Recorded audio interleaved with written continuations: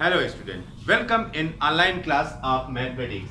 आज हम लोग प्रश्नावली 5B एक्सरसाइज 5B के प्रश्नों को हल करना देखेंगे, लेकिन उसके पहले कुछ मूलभूत जानकारियां हैं जिनके बारे में जानना हमको जरूरी है। जब तक उनको जान नहीं पाएंगे तब तक प्रश्नावली के प्रश्नों को हम हल नहीं कर सकते हैं। हमारा एम है कि एक बहुपद में एक द्विपद से किस प्रकार से भाग की प्रक्रिया करते हैं। तो बहुपद में आपको बताया था कि जिसमें 3 या 3 से अधिक पद होते हैं उसे हम बहुपद कहते हैं, और बहुपद या पदों को धन और ऋण चिन्हों के द्वारा पृथक किया जाता है। जो भी बीजीय व्यंजक लिए गए हैं उन बीजीय व्यंजकों में धन और ऋण चिन्ह के द्वारा जो पृथक किए गए भाग होते हैं वह पृथक किए गए भाग ही इसके पद कहलाते हैं। तो यहाँ पर सबसे पहले परिमेय व्यंजक को हमको देखना है कि परिमेय व्यंजक क्या होता है। अब यहाँ पर देखिएगा, सबसे पहले कि हम परिमेय संख्याओं के संबंध में जानते हैं। परिमेय संख्या किसे कहते हैं?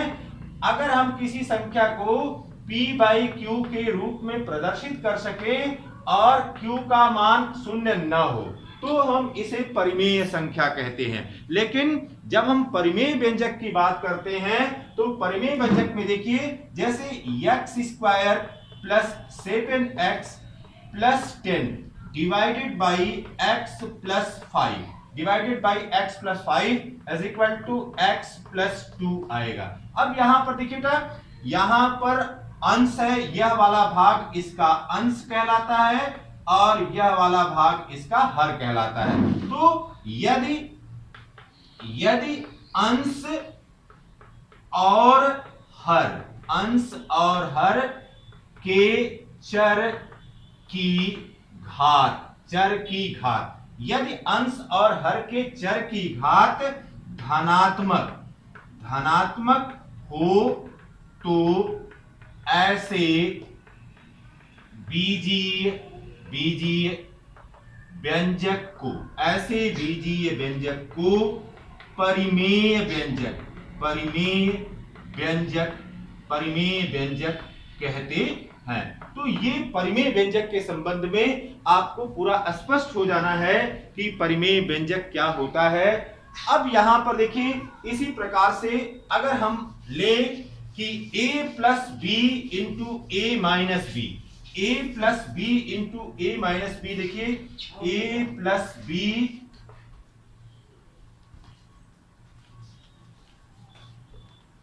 × a - b, यह बराबर होता है a² - b² के।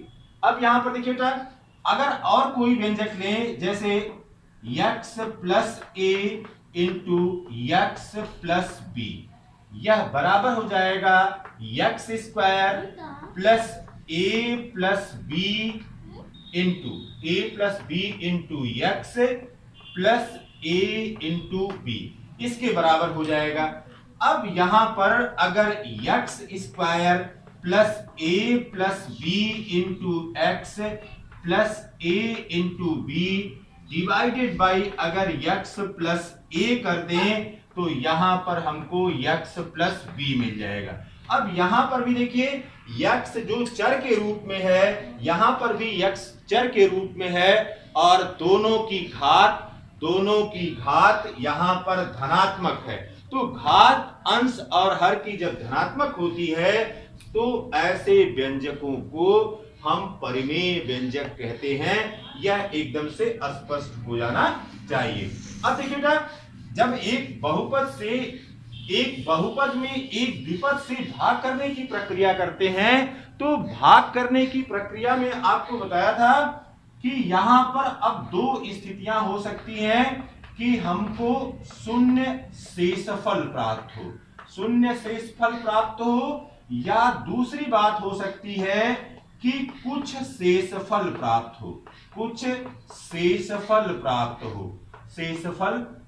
हो। ठीक। अब यहां पर देखिएगा, जैसे एक सिंपल प्रक्रिया में 12 में अगर आप 4 से भाग देने की प्रक्रिया कर रहे हैं तो यह 4 तिया 12 3 बार गया और यह कट गया, शेषफल यहां पर 0 हो गया। अब यह 12 यह क्या कहलाता है, यह भाज्य कहलाता है। फिर यहां पर 4 क्या है, यह 4 यह भाजक है, और यह 3 क्या है, यह भागफल है, और यहां पर जो शून्य प्राप्त हुआ है यह हमारा शेषफल है। तो भाज्य किसे कहते हैं, जिसमें भाग देने की क्रिया की जाती है, उसे हम भाज्य कहते हैं। फिर भाजक है कि जिससे भाज्य में विभाजन की क्रिया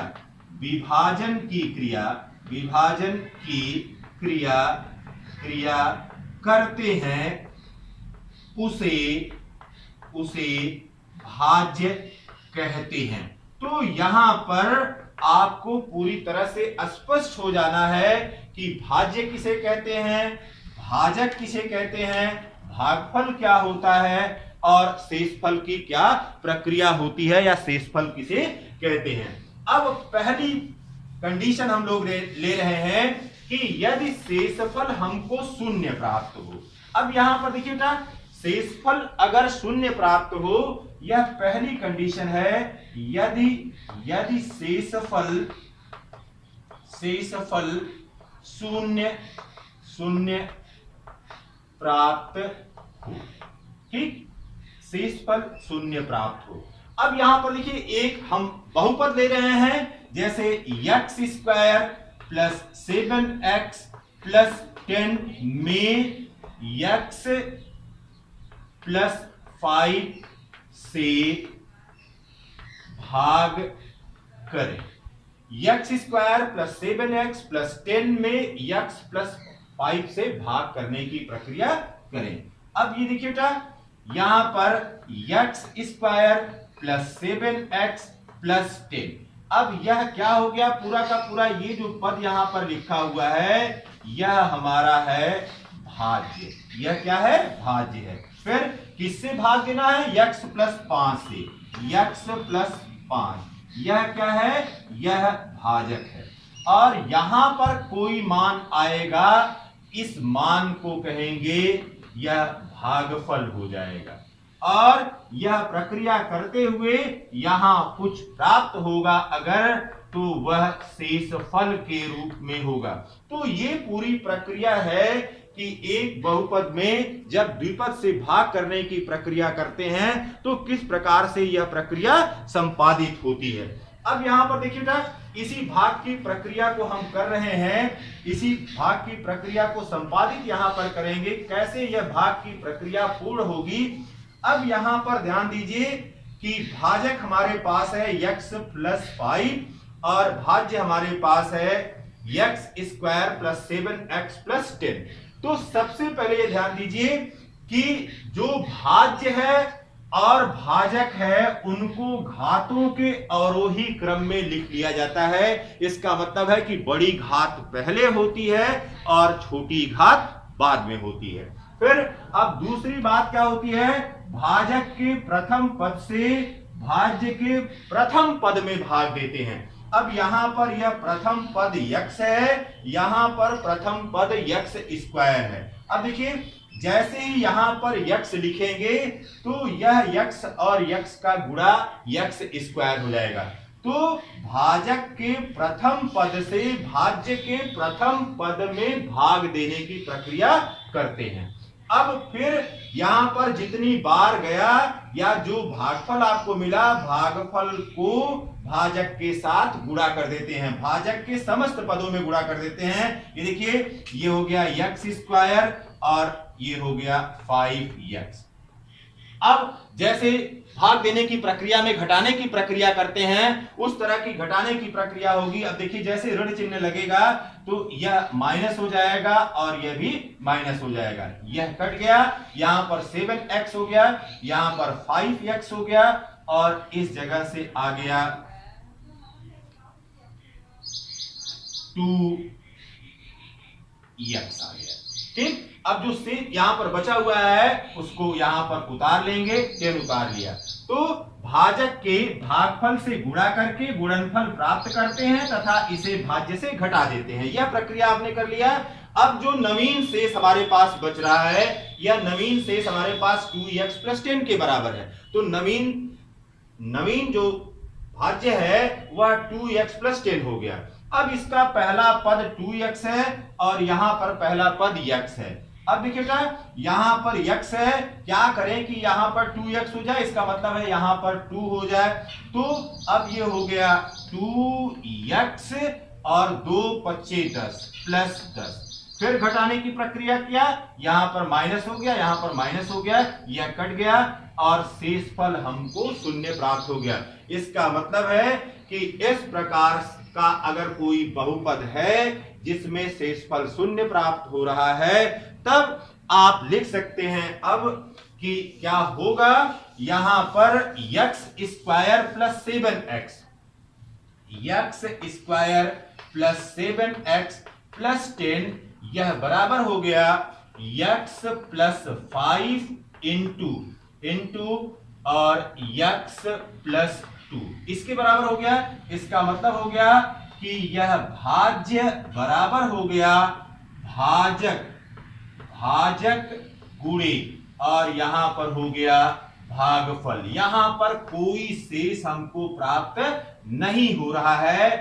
अगर शेषफल 0 प्राप्त हो रहा है तो यह भाजक और भागफल इस भाज्य के गुणनखंड कहलाते हैं। तो यह दोनों गुणनखंड हैं और किसके गुणनखंड हैं? यह गुणनखंड है भाज्य के, गुणनखंड है भाज्य के।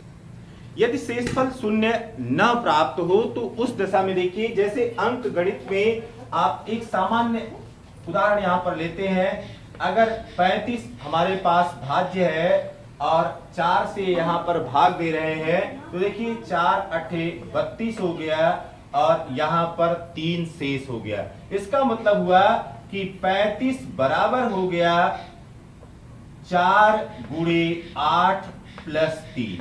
यह देखिए, ये सामान्य समझने की प्रक्रिया है कि जब हम भाग देने की प्रक्रिया कर रहे हैं तो उस भाग देने की प्रक्रिया में कुछ भागफल हमको मिल रहा है और कुछ हमको शेषफल प्राप्त हो जा रहा है। तो यहाँ पर अब बीजगणित के संबंध में प्रश्न को हल करेंगे। जैसे यहाँ पर एक भाज्य लिया है x² + 7x + 14, यह भाज्य है और भाजक x + 3 से इसमें भाग देने की प्रक्रिया करके देख रहे हैं कि क्या यह पूर्णतया विभाजित हो जा रहा है अथवा इसमें कुछ शेषफल प्राप्त होने की प्रक्रिया हो रही है। अब देखिए बेटा, यहाँ पर पहला पद x है, यहाँ पर पहला पद x² है, यह x बार जाएगा, x और x का गुणा यह x² हो जाएगा, फिर x का गुणा 3 में करेंगे, यहाँ पर हो जाएगा +3x।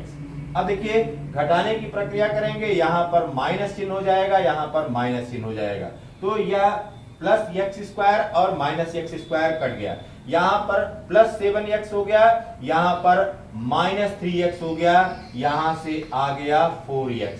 अब यहां पर भाज्य में बची हुई जो संख्या है या भजा हुआ जो पद है उसको उतार लेते हैं, यहां पर हो गया 14। अब देखिए यहां पर x है और यहां पर 4x है, इसका मतलब है कि अब यहां पर 4 बार जाएगा, तो यह हो गया 4x और 4 × 3 = 12 +12। अब ये देखिए यह माइनस हो गया और यहां पर यह प्लस है और यह प्लस है, ये माइनस हो गया क्योंकि घटाने की प्रक्रिया में कर रहे हैं। यहां पर इसको घटाने की प्रक्रिया करते हैं तो माइनस चिन्ह जब लगेगा तो यह प्लस माइनस हो जाएगा और यह प्लस भी माइनस हो जाएगा, तो यहां पर यह कट गया और यहां पर अवशेष हमको मिल गया 2। तो यहां पर अब देखिए इसका मतलब हो गया कि x² + 7x + 14 यह बराबर हो गया x + 3 इंटू x + 4 और +2 के बराबर हो गया। अब यहां पर देखिए बेटा क्या हुआ, यहां पर जो भाज्य है यह बराबर हो गया भाजक गुणे भागफल प्लस शेषफल के रूप में। तो यहां पर इस तरह की प्रक्रियाएं भी हमको प्रश्नावली में मिलेंगी कि पूर्णतया विभाजित न होकर के कुछ हमको शेषफल के रूप में प्राप्त हो सके। अब प्रश्नावली 5B का जो पहला प्रश्न है, उस प्रश्नावली 5B के पहले प्रश्न को यहां पर देखिए कह रहा है कि निम्नलिखित बहुपदों के घातांक बताइए। अब आपको बताया है कि घातांक ज्ञात करने के लिए जब भी कोई बहुपद दिया गया हो तो सबसे पहले चर की अधिकतम घात देखते हैं, और चर की अधिकतम घात के लिए आप सबसे पहले चिन्हित करते हैं कि उसमें चर की संख्या कितनी है, एक चर है, दो चर है या तीन चर है, इस तरह की बातें हो सकती हैं। तो सबसे पहले आप प्रश्न को देखिए, यहां पर क में दिया गया 2x³ + 5x² - 7। यहां पर चर x है और x की अधिकतम घात कितनी है, चर की अधिकतम घात 3 है, इसलिए बहुपद की घात 3 हो गई। फिर देखिए बेटा नीचे के प्रश्न में या ख खंड में दिया गया 4x² - 5x + 2 + 3x के घाते 4। अब यहां पर तुरंत आप देखिए चर यहां पर x के रूप में है, चर यहां पर x के रूप में है और x की अधिकतम घात यहां पर कितनी है, 4 है, इसलिए बहुपद की घात हो जाएगी 4। अब यहां पर आगे 7 दिया गया है, यह एक अचर मान है और अचर मानों के लिए यहां पर घात क्या होता है, 0 होता है, तो इसकी घात कितनी हो जाएगी, 0 हो जाएगी। फिर देखिए घ में 3x + 4x² - 7। यहां पर चर के रूप में x है और x की अधिकतम घात 2 है, तो बहुपद की घात कितनी हो जाएगी, 2 हो जाएगी। फिर देखिए यहां पर अंगा में दिया गया है 2y�7 - 12y⁴ + 48y⁵ - 9। अब यहां पर जो चर है वह y के रूप में दिया गया है, वेरिएबल y के रूप में दिया गया है, और y की अधिकतम घात कितनी है, y की अधिकतम घात यहां पर 7 है, इसलिए बहुपद की घात हो जाएगी 7। पर देखिए यहां पर अब दिया गया है केवल एक पदी व्यंजक दिया गया है 7x⁵ और x की अधिकतम घात यहां पर 5 है, इसलिए इस बहुपद की घात हो जाएगी 5। अब यहां पर इस प्रश्न में देखिए 6 में ये कह रहा है 20x³ + 12x² y² - 10y² + 20। अब तुरंत यहां पर देखिए बेटा, यहां पर अब दो चर हैं, x और y के रूप में हमको चर मिल रहे हैं। तो यहां पर x की घात 3 है, यहां पर x और y की घात 2 + 2 यह बराबर 4 हो गया। यहां पर जो y की घात है वह 2 के बराबर है। अब ये देखिए अधिकतम घात कितनी मिल रही है, अधिकतम घात यहां पर हमको 4 मिल रही है। तो यदि एक से अधिक चर होते हैं तो उनके घातांकों को आपस में जोड़ करके बहुपद की घात को निकाल लेते हैं। दूसरे प्रश्न में देखिए यहां पर भाग देने की प्रक्रिया कर रहा है कि भाग दीजिए, और इसका जो क खंड है उसमें कह रहा है कि 9z⁵ + 12z⁴ - 6z² में 3z² से भाग देने की प्रक्रिया कीजिए। यहां पर मैंने लिख लिया है 9, यह हमारा भाज्य है और यह भाजक है। तो हमने बताया कि सबसे पहले आप भाज्य का पहला पद देखते हैं और भाजक का पहला पद देखते हैं। यहां पर देखिए यह 3 है, यहां पर 9 है। अब अगर 3 बार जाएगा तो 3 और 3 का गुणा 9 हो जाएगा। फिर देखिए यहां पर z² है, यहां पर z⁵ है, यहां पर z के घाते 3 अगर जाएगा, गुणा में घाते जुड़ जाती हैं, तो यह 3z⁵। अब यहां पर जो आपको भागफल मिला है, इस भागफल को इस भाजक में गुणा कर दीजिए। यह हो गया 3 × 9 और z⁵ घटा दीजिए इसको, यह हो गया माइनस और यह कट गया। फिर देखिए बेटा ये हो गया। अब अगले पद को उतार लीजिए, यहां पर है +12z⁴। फिर देखिए यहां पर अब पुनः 3 × 12 +4 और z यहां पर स्क्वायर है, यहां पर z के घाते 4 है, यह z² बार जाएगा। अब 4z² का यहां पर गुणा कर लीजिए, ये हो गया 4 × 3 = 12 और z² मिलकर के z के घाते 4 हो गए। फिर घटाने की प्रक्रिया हुआ, यह कट गया। फिर जो अगला पद है उसको उतार लीजिए, यह है -6z²। चिन्हों सहित, चिन्हों का बहुत ध्यान रखेंगे। -6z² यहां पर उतार लिया आपने। अब देखिए यहां पर माइनस है, यहां पर प्लस है। अब यहां पर आप माइनस लिखेंगे और यह 3 दूना 6, यह 2 हो गया। अब देखिए यहां पर भी z² है, यहां पर भी z² है, इसलिए z का कोई पद नहीं आएगा। और 2 3 6, ये हो गया -6 और z²। अब जब घटाएंगे तो ये प्लस हो जाएगा, यह पद प्लस हो गया, प्लस और माइनस कट गया, शेषफल हमको 0 प्राप्त हो गया। तो जो आंसर यहां पर प्राप्त हुआ या जो भागफल हमको प्राप्त हुआ वह प्राप्त हुआ 3z³ plus 4z² -2।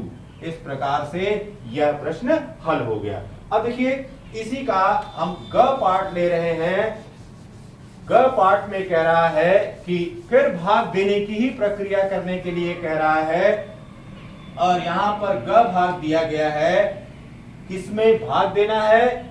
8y² plus 6y plus 1 और 2y प्लस 1।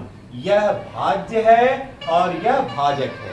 इसके साथ यह प्रक्रिया करना है। अब देखिए तुरंत आप भाज्य का पहला पद देखिए और भाजक का पहला पद देखिए। यहां पर संख्या 2 है, यहां पर 8 है, इसका मतलब 4 बार जाएगा। फिर यहां पर देखिए, यहां पर y है, यहां पर y² है। अगर एक y और इसको मिल जाएगा तो इसका मान जो है वह इसके बराबर हो जाएगा। तो यहां पर 4 दूना 8 हो गया, 8 और y का गुणा y² हो गया। फिर देखिए अब 1 में गुणा करेंगे तो यहां से आ जाएगा प्लस 4y। अब देखिए बेटा यहां पर माइनस हो गया, यहां पर माइनस हो गया, यह कट गया। अब यह प्लस 6y हो गया और माइनस 4y हो गया, यहां से आ गया 2y। अब शेष बचा हुआ पद यहां पर 1 है, इसको भी उतार लेंगे, 2y प्लस 1 हो गया। अब देखिए यहां पर भी 2y है, यहां पर भी 2y है, कितनी बार जाएगा? 1 बार जाएगा केवल। अब 1 का गुणा यहां पर कर देंगे तो 2y और प्लस 1 हो गया, यह माइनस हो गया, यह माइनस हो गया, इस प्रकार से ये कट गया और शेषफल हमको 0 प्राप्त हो गया। अब इसका जो आंसर हमको मिला वह आंसर मिल गया 4y प्लस 1। तो यहां पर भागफल 4y प्लस 1 के रूप में प्राप्त हो गया। अब दूसरे प्रश्न के ही घ भाग में देखिए, यहां पर कह रहा है कि 4z³ plus 6z² minus z में -1/2z से भाग देने की प्रक्रिया करना है। अब तरह तरह के जो प्रश्न हैं उन तरह तरह के प्रश्नों को हमने यहाँ पर लिया है, जिससे आपको बीजी व्यंजकों की भाग की जो प्रक्रिया है वो आसानी से समझ में आए। अब देखिए बेटा यहाँ पर माइनस दिया गया है, यहाँ पर प्लस है, तो अब ये तुरंत आप देखिए कि जब तक यहाँ पर माइनस नहीं होगा तब तक यह प्लस आने की प्रक्रिया नहीं होगी। अब यहाँ पर देखिए, यहाँ पर तुरंत माइनस हम लिख देते हैं। अब यह 1/2 है और 1/2 अब यहाँ पर 4 है, तो देखिए 1/2। अब अगर 8 यहां पर हो तो देखिए 1 2 1 कम 2 और 2 चौक को 8, यहां पर -8 हो जाए, -8 हो जाए, तब ये गुणा करेंगे तो देखिए 1/2 गुणे 8, यह 4 के बराबर हो गया। तो -1/2z हो। अब यहां पर z है, यहां पर z³ है, तो इसका मतलब है z², यहां पर z² हो गया। तो अब z और z² मिलकर के z³ हो गया, माइनस और माइनस मिलकर के प्लस हो गया। अब ये हो गया 4z और ये हो गया क्यूब।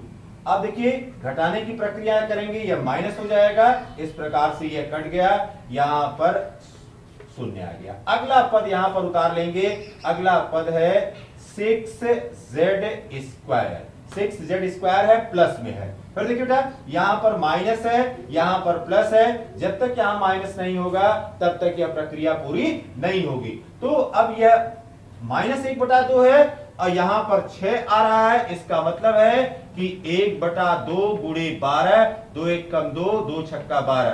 तो यहां पर अब जो संख्या होगी वह 12 के बराबर होगी। और यहां पर z स्क्वायर है, यहां पर z है, तो यहां पर अगर z लिख देंगे तो यह z और यह z आपस में गुणा करके z स्क्वायर बना लेंगे। तो ये देखिए माइनस और माइनस ये हो गया प्लस और ये हो गया 6z स्क्वायर। घटा दीजिए, यह कट गया, यह पद खत्म हो गया। अब अगला पद यहां पर बच रहा है माइनस जेड। यहां पर माइनस जेड अगला जो पद बच रहा है उसको उतार लिया, माइनस जेड। अब ये देखिए बेटा यहां पर माइनस है, यहां पर भी माइनस है। अब यहां पर इसका मतलब है कि प्लस हो जाएगा। अब देखिए यहां पर 1 ले आना है, -1/2 गुणे, अब यहां पर ऐसा क्या कर दें, यहां पर 2 कर दें। यहां पर जैसे ही 2 करने की प्रक्रिया करेंगे देखिए तो यह 2 1 कम 2, यह कट गया। ठीक, तो अब यहां पर प्लस और ये हो गया 2 +2। अब देखिए प्लस और माइनस यहां पर हो गया माइनस और यह 2 से 2 कट गया, यहां पर आ गया z।